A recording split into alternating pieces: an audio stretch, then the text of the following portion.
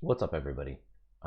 Deck Tech for you for Niv-Mizzet Reborn Post Anthologies 2 with unbanning of Field of the Dead and all the combo decks coming at you with Underworld Breach, with Kethis combo, um, with Nexus Reclamation, and then trying to deal with mono blue and red deck wins.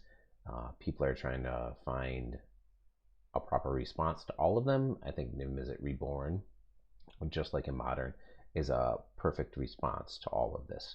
So we don't have a lot of the cards that makes Niv-Mizzet Reborn awesome in Modern. Like we don't have Bring to Light, we don't have Arkham's Astrolab, we don't have the Nahiri combo, but it still can be just straight up beat down control deck. And by beat down control deck, what I mean is it can actually play as a control deck. It can actually play as a beatdown deck. We can play almost as an aggressive deck, a mid-range deck, and a control deck, depending on what we want to do and what we go up against. The biggest problem with this deck is trying to figure out what your opponents are playing, because if we can't figure out what our opponents are playing, we don't get the benefit of a lot of the cards that are coming through this. So we have to make sure that we can call those out, and that's going to just be playing over time in the ladder and seeing what's going on. So ultimately, I think this is one of the best decks that's going to this is one of the best decks to ladder that's not going to ladder. This is one of the best decks to ladder because it has answers to everything. But we have to pray to RNGesus a little bit when we get everything. So we built the deck to make sure that we hit those RNGesus prayers as much as possible. Ultimately, I think Golgari is one of the best decks, or the best deck to do it, and we'll go over that later on Thursday. This coming Thursday, I'm going to play the Niv-Mizzet Reborn deck, Golgari Rock, and then we're going to try the Pseudo Enchantress, because if Enchantress actually works, it's going to be an amazing deck. But anyway, we were talking about Niv-Mizzet Reborn, and I posted this deck earlier this afternoon on Reddit. Subsequently, I've had close to 200 downloads already on all three or two of my websites. So I posted on AetherHub, I posted on Stream Decker, and then I've got it on Reddit. So through all of them, I'm getting at least 300 hits, which is pretty unreal. So that, to me, that means that Field of the Dead is kind of one of those things that is oppressive enough that people are trying to find an answer to, and this is what I found as being a really great answer to it.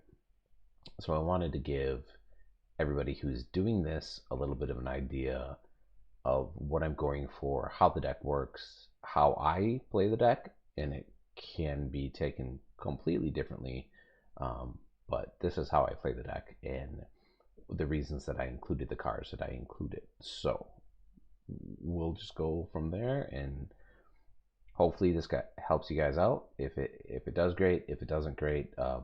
Play the deck. The deck has an insane amount of avenues to play, and there's so many different interactions that eventually you should be able to take down basically everything that you're seeing in Historic. That being said, yeah, everybody gets bad RNG, everybody gets bad luck. There's going to be no silver bullet to entire meta.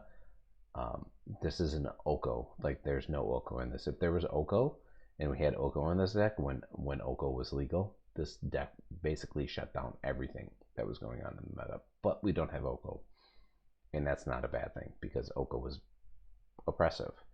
We still are trying to use the deck in an oppressive manner to just try and take over everything that's out there. So we'll go over the deck a little bit. I'll play one or two games, maybe. Probably invest in one. We'll just see how it goes, and then I can explain a little bit beyond the cards, and then show you how they work. If we hit the right decks, if we don't, it may fail, but we might as well give it a shot anyway. So obviously we're doing 4 Paradise Druids, hexproof and the ability to make any mana is unbelievably great. As a 2/1, you won't believe it, but a lot of times it can just end games, which is amazing to us. Single Consecrate Consume. Honestly, this card has been an all-star. I don't know how people are not playing this. If they just forgot about it, it takes care of Dream Trawler, it takes care of an Earl, it takes care of like everything out of the yard. It's a cantrip. It gains us life. It's an amazing card. I wish I could fit 2 of them in here, but I think D-Spark is better as our second card here. So it can take care of a lot of things, especially Dream Trawler. So main deck Dream Trawler hate, main deck Burrow hate, main deck like just great. D-Spark is great as a one of, and the reason that we're running it as a one of is decks like Gruul, where they're running Embercleave and all the crap that can just like kill you outright. Instant speed exile is very relevant, and it's worthwhile just to have. Now this deck is kind of a silver bullet deck, so we're trying to make sure that we can hold all these cards in our hands for the most part. Hit them with Niv-Mizzet, and it seems like a giant pile, but you'll pull these a lot more than you think you will. A single thought erasure, if we hit it early, we can take something important out of their hand. If we hit it mid-game, we can take something important out of their hand. If we hit it late game, we can take something important out of their hand. But the best part about it is that we get to surveil off of it too. A lot of times we're just pitching what we don't need, and we're running 26 lands right now. So with 26 lands, it's nice if we're already on our lands to pitch that last land and then get something else, hopefully. 2 Assassin's Trophy. Assassin's Trophy is amazing against field. I'd like to fit a third in, and we'll get to the sideboard in a second. I wish I had at least 1 in the sideboard, but the sideboard's kind of in the air right now. This meta is not settled yet, so I'm not quite sure what we're going to do with it, but 2 in the main deck is absolutely phenomenal. Most of the time, it just takes out the problematic creatures, it takes out the problematic walkers. Yeah, it ramps people, but against Field of the Dead, it also takes out the Field of the Dead if a Field of the Dead hits the battlefield. For Guild Globe works here as Arkham's Asylum. Arkham's Asylum is obviously 1 snow covered, and then you can mana fix with it, but entering the battlefield and drawing a card and being able to do that is amazing. The best thing that we have in Historic is Guild Globe, and the closest thing that we have to Arkham's Astrolabe is a Guild Globe, so we're running this as opposed to Arkham's Astrolabe. It works really well. Being able to make 2 different colors mana actually is the best thing you could possibly have for this deck. So this is an absolutely auto include. You have to have this to make the deck run smooth. If you don't have this, or you try and replace this, I think you're going to not. You're just gonna not have. You're not gonna have as much smooth plays or as many smooth plays as this deck has, as a deck with it. So I've used it with many different things. I've used like Goose. I've used a ton. I've used Land of War Elves. I've used a ton of different things trying to get this to be something different, but the fact that it's a 2-drop any color cantrip and then it can fix, it's an absolute necessity in this deck. Time Reveler Teferi is Time Reveler Teferi. Teferi Time Reveler is absolutely worthwhile because we are still going to hit a few flash decks. We're going to hit a bunch of decks that want to do control. We're going to hit a bunch of control decks as well. That's what I meant to say. It's going to shut down those control decks, or at least shut down their counters, and it's going to shut down the flash decks, which is pretty important. So it definitely is important to have it in the deck. Whether it should be a 2 to 4 amount in there, I don't know, but I'm pretty happy with 3 here. The most powerful thing that this deck does is it main decks a single Unmoored Ego. So if you're playing best of 1 and you know you're going up against, or if you can choose, I don't know, choose if you can recognize what deck you're going up against. This single Unborn Eagle, a lot of times, will just automatically win you a game. If you know you're going up Field of Dead, you can take all 4 of their Field of Deads out of the battlefield. If Field of Dead comes out of the battlefield and they're not in best of 3, they can't do a transformational sideboard. You just rip it and win. That's it. So this is probably the most powerful card in the deck, and probably the biggest reason to play this deck. I'm running 3 right now. I had 4. I've gone back and forth on 3 or 4. 1 main board, 2 sideboard, 2 main board, 2 sideboard. I think 1 is a decent number. 2 may be the way to go, but I like me some Maelstrom Pulse, so I ended up going with 2 Maelstrom Pulse here.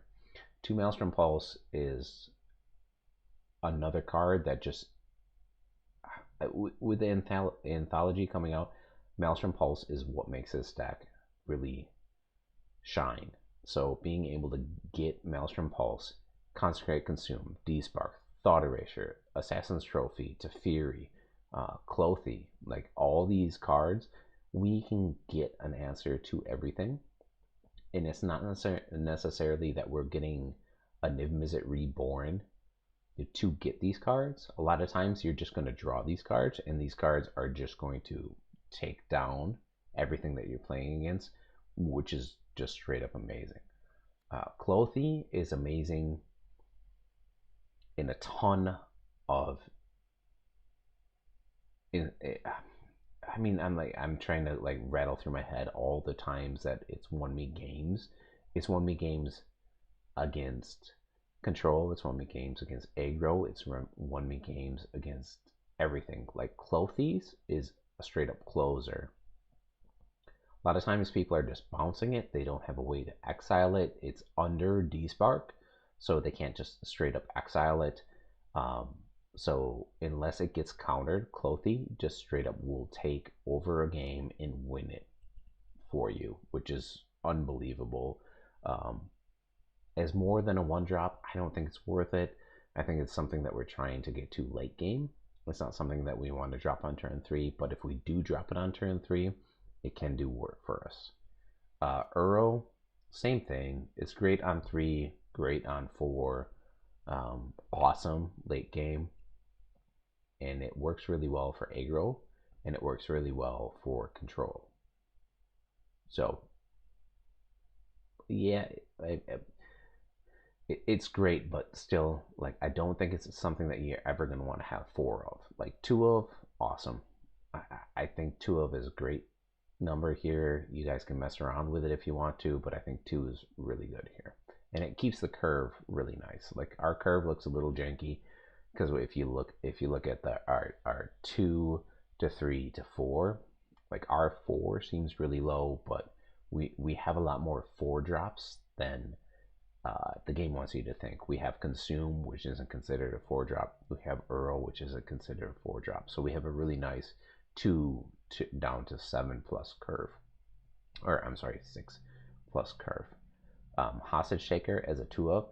Not only can it take something important off the battlefield if it doesn't have hexproof, which unfortunately sometimes they do have hexproof, but if we can take something off the battlefield and then cast it immediately, a lot of times I use it only when I can take something off the battlefield that I can cast the same turn. So if I'm at 6 mana and I have my choice between taking a 2 or a 3-drop off the battlefield, I'll take the 2-drop off the battlefield just because I can immediately cast it and use them as a chump blocker. And that is actually a really important advantage to be able to get. A lot of times if you're going to use it to take something off the battlefield and leave it out and not be able to cast the card, you are actually going to lose momentum if they destroy it. So try and use it when you can only cast the card. Even if you're taking a 1-drop to get that chump blocker, it's still a better play to take that 1-drop most of the time, to take that 1-drop and then get it on the battlefield while you have the Hostage Taker. It's just a really good swing of momentum. So we're using that into Fury as tempo builders. Vraska hits a ton of stuff, and most importantly, Vraska hits Little Teferi. It's a ton of other things that are on the battlefield most of the time, but it does hit Little Teferi, and that's the main reason that we're playing it. We're also playing it because in a 26 land deck, we end up sacking a lot of lands. We get too many lands. It can help us smooth our draws through the game as we're drawing too many lands. 2 time wipes. Time wipe is kind of slow to go up against aggressive decks, but all the things that we are playing as far as creatures go, we want to return to our hand and be able to replay. We can just kind of push the game in our favor if we are using time wipe as opposed to something like Kaya's Wrath, which is a little bit more mana intensive or something like that. So time wipe works really well. Niv-Mizzet Reborn, namesake card of the deck. I'm running 3. I had been running 4. I feel that 4 is a little awkward at times. 3 is really good. So I split it with 3 and 1 Dream Trawler. Obviously, we all know the power of Dream Trawler from Standard. So 3 Niv-Mizzet Reborn and a Dream Trawler. This gives us all the card advantage that we need. A lot of times we're dropping this on turn 4. We're not dropping this on turn 4, obviously, because we don't have the ramp for it. And I've tried decks where we can ramp this out to turn 3 and this on turn 4. It just doesn't feel as good. Ramping into this on turn 4 is basically a blowout against a ton of stuff, and it just kind of pushes it over the edge, lets us to keep the pressure on while we're still controlling the entire board. Dream Trawler, we all know it. It's impossible to move unless you have a board wipe or a sacrifice effect. So we're making our opponents actually have something to take care of a very specific card. And it's a very specific card like Clothy that can just win us the game if the game goes long enough. And we're playing the long game here. Sometimes we get the quick game, but most of the time we're playing the long game with that. Single Casualties of War. Again, I wish we had more options or more space actually to put in second casualties, just like I wish we had another Assassin's Trophy or maybe another Unmoored Ego. But every time I try and move our lands around from 26, I hate it, and we start ending up like stumbling on lands. So I think the lands that I have going on are the best for me and for the way that I play. And the 2 Hydrate Krasis. Krasis is great against aggro, it's great against control, it's great against basically everything. So again, we don't want 4 of them, but 2 is a decent number. And then our lands are just a metric butt ton of 1-ofs. And it's interesting because when it comes down to it, we're running almost 50% blue and black. And then just a buttload of lands that do everything else. So we have 4 Fable Passages in the 1 Guildmage's forms. Those are the only thing that I think you can't change. Besides the Temple Gardens and the Breeding Pools, we need the blue, we need the green, and we need the white. And that's basically the majority of our land base, with the 4 Fable Passages being able to search up a 1 of every single land. We can fix everything, especially with the Paradise Druids. So that's the deck. It seems kind of all over the place, like all Niv-Mizzet decks. It seems like a giant pile. It's a giant pile that actually wins a ton of games. Sideboard wise, this is a little bit up in the air, and I'll go over it a little bit, my reasoning for it, and why I think it's good. I also think there's still room for improvement. So I mean, what is this? The second week? Not even. We're going into week 2 here of the new historic meta. So there's a lot of room for improvement of this, but I still think that a lot of the cards that we're running absolutely have to be there just because of combo and Field of the Dead. So the Dovin Vetoes, I'm not sold on. I know they seem like they should be amazing, but I almost never bring them in. D-Spark, again, it should be amazing. A lot of times I don't ever bring them in. What I do bring in all the time is Ashiok and Unmoored Ego. These 5 cards will get sideboarded in against almost every match, whether it's combo, whether it's Field of the Dead, no matter what it is. These 5 cards are almost always coming in post board. So most of the time I'm exiling between 8 and, I don't know, 40 cards. By exiling this much, the Kaya actually gives us an alternate win condition. So if I bring in all 6 of these, I have an alternate win condition that can just beat people out of nowhere, and it's pretty great. We're not using Kaya's plus to actually hit anything, or I'm sorry, her minus to hit anything, except for the ultimate, right? So her middle ability, the -1, we're almost never using. Almost. Sometimes it does come into play, but most of the time we're using her plus to get shit out of the graveyard and her -5 to just basically win the game. D-Spark, Dovin's Veto. Again, D-Spark is just really great against Embercleave. Dovin's Veto is really good if you're going against control decks where you're trying to counter a counter, which just seems obnoxious, but we don't have that many uncounterable multicolor spells, so Dovin's Veto actually fits that role. Maelstrom Pulse is great. It's amazing. I'm not even going to say anything else about it besides the fact that it's amazing. Night of Autumn. These ones I'm a little bit hit or miss on. With Maelstrom Pulse and Assassin's Trophy, I don't think we need Nights of Autumn, and this is something that I think we can change in the deck list that I linked. I'm actually running another Consecrate Consume because of Dream Trawler. It sacrifices, because of a lot of things, it sacrifices instant speed, exile, and draw a card, which is amazing. Single to Fury, which can go the long game and actually win us out of nowhere.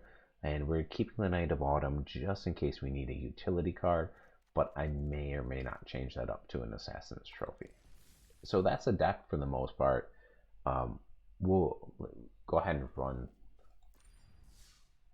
a game real quick for you guys.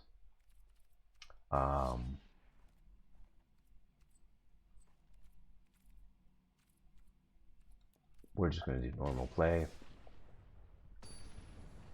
Most of the time I do this. I play in best of 3. I don't know. I think I'm platinum something or other. I don't think it really matters that much. I don't really climb the ladder as much as most other people.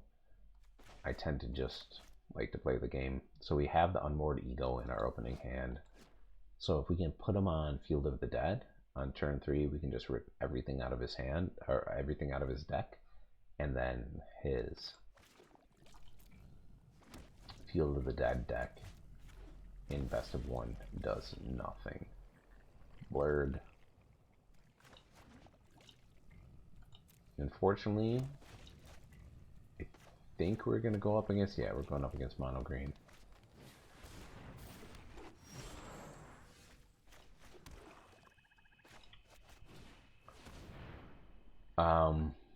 So it's either Questing Beast or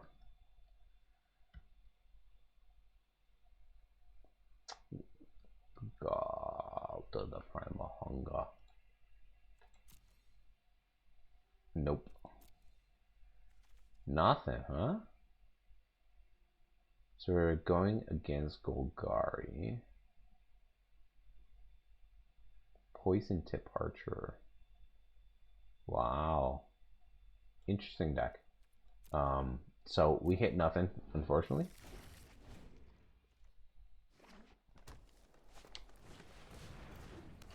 But we kind of know what he's gonna do here.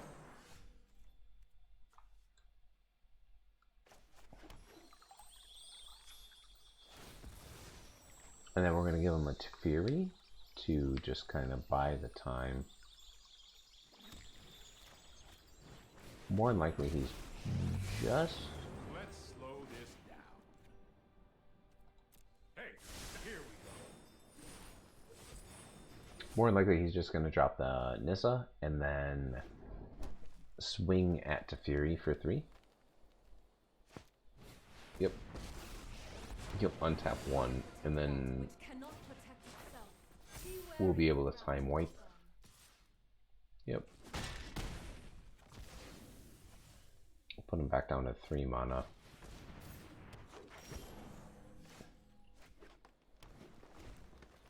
Wait a minute, what? Oh, yeah. Misplayed there. My bad. Or did I? I meant to do that. We're going to take a buttload of damage here. So we're going to take 8 at least.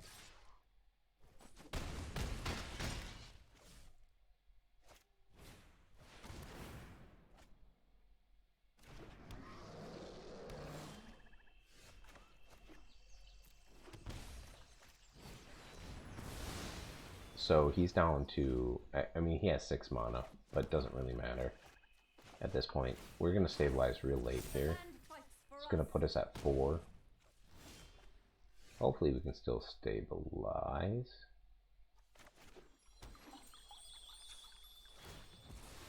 This may be a terrible show of this. That misplay without playing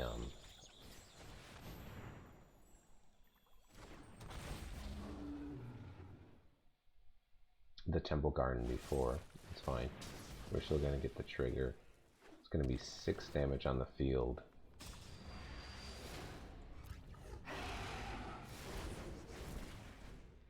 Yeah.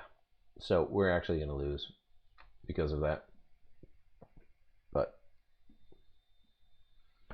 still, that was just a misplay on my part. Or we're not gonna lose because of this? Is he getting cocky? I think he's getting cocky. He could have just won.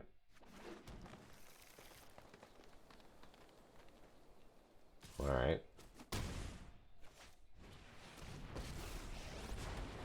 Together we will prevail. We're still kind of on our back foot here.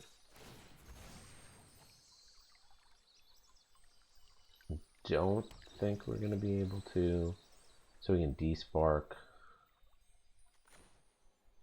get rid of her. 2-4, gain 2, puts me at 3. That's gonna be enough. So we're gonna have to cast.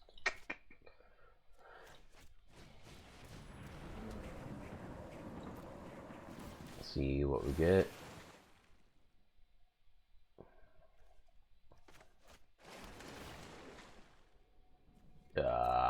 Turn too late.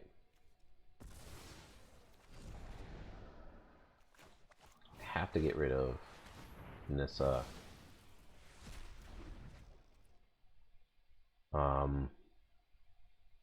We increase this for 1.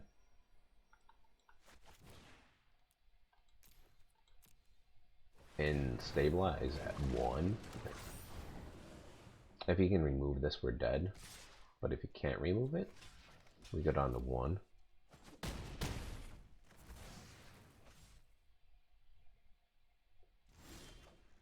Maybe.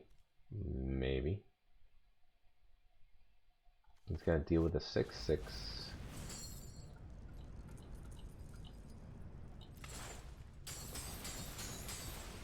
And then we can Teferi 1 back to his hand.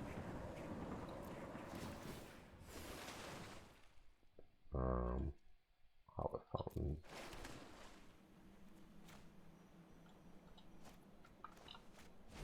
Unfortunately,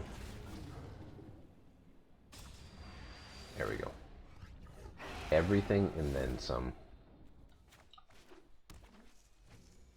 So he's got to get 2 6/6s off the battlefield and get lethal in. So a lot of times you do stabilize at a super low life total, but don't freak out and just stabilize and get it done. So yeah, all in all, that's the deck. Even I misplay it a few times. when I'm not looking at the land and I'm trying to do something else. But it's a great deck to play, and I think it's got a lot of legs in the historic meta. Granted, we did just go up against Mono Green, which is a very aggressive deck. We took it down. So that's it. Best of luck, guys. I hope everything works out for you. I'm going to be playing this on Thursday this week coming up, but I don't in March something. But if you guys want to come in and see how I play it, and I'm actually paying attention to everything, great. If not, best of luck, and yeah, take all those Field of the Dead decks and shove them right back up their buttholes. I don't know. That's all right. Thanks for watching. Bye.